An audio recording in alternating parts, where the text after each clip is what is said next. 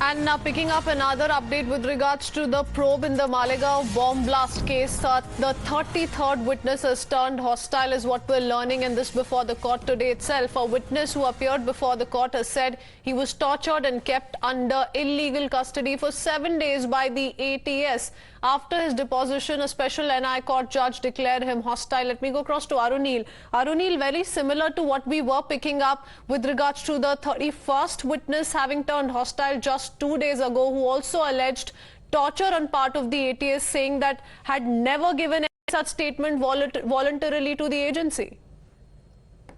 This is very significant. 33rd witness in the Malegaon bomb blast case turning hostile. The witness, while appearing before the court, in his deposition clearly saying that he was kept in illegal custody for 7 long days. He was tortured in custody as well, and that is why he gave those kind of statements. Now, this is the 33rd such witness who was spoken on the similar lines, speaking against the then ATS. This basically mounts pressure on the then UPA government, that is the Congress and the NCP.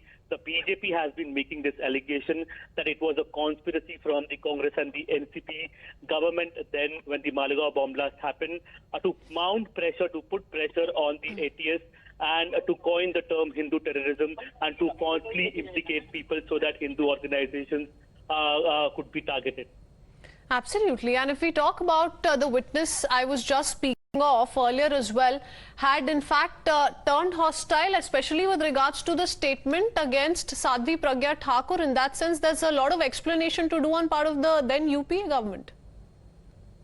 Sadhvi Pragya Thakur as well as Colonel Purohit, both of them, the way they were treated by the ATS, that is the witnesses have come on record and spoken about that as well, that they were particularly told to take the names of these two at that time by the ATS. Now, this is only the claim that we are putting out of the witnesses who have turned hostile. Earlier, they had spoken against Sadhvi Pragya Thakur and as well as against Colonel Purohit. But now they are saying that they were tortured by the ATS officials at that time to do so.